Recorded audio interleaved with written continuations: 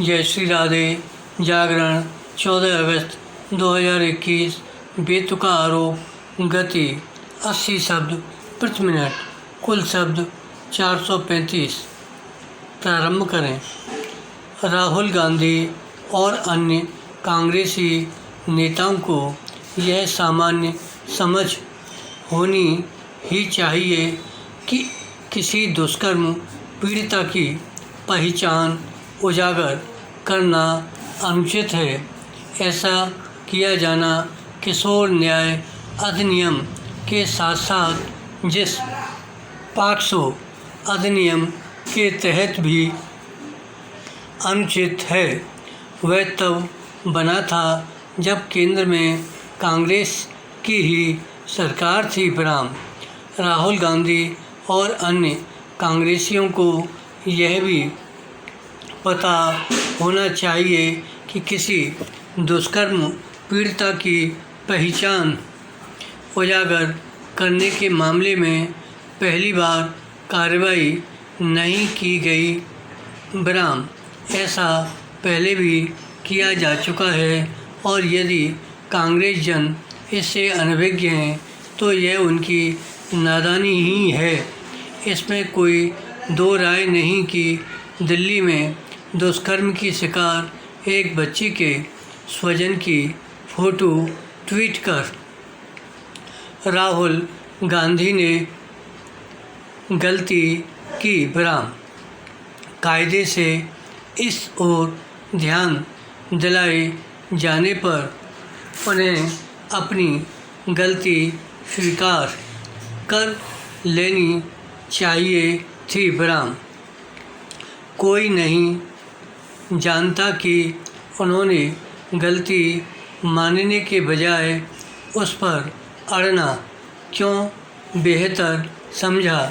उनके अड़ियल रवैये के चलते ट्विटर के समक्ष उनके अकाउंट को लॉक करने के अलावा और कोई उपाय नहीं रह गया था। उसने ऐसा ही किया। इसी के साथ पता नहीं कैसे कांग्रेसी नेताओं को यह आभास हो गया कि यह राहुल गांधी के प्रति अपनी निष्ठा जताने का सही समय है। उन्होंने दुष्कर्म पीड़िता बच्ची के स्वजन की उसी फोटो के साथ धड़ाधड़ ट्वीट करने शुरू कर दिए। इसे हद दर्जे की चाटुकारिता और निम्न स्तर की मूर्खता के अलावा और कुछ कहना कठिन है। किसी भी दल के नेताओं और कार्यकर्ताओं को अपनी मूर्खता का भोंडा प्रदर्शन करने से बाज आना चाहिए, क्योंकि इससे वे हंसी के पात्र ही बनते हैं। हास्यास्पद यह है कि राहुल गांधी अब इस विचित्र आरोप के साथ सामने आ गए हैं कि ट्विटर ने सरकार के इशारे पर उनके खिलाफ कार्रवाई की।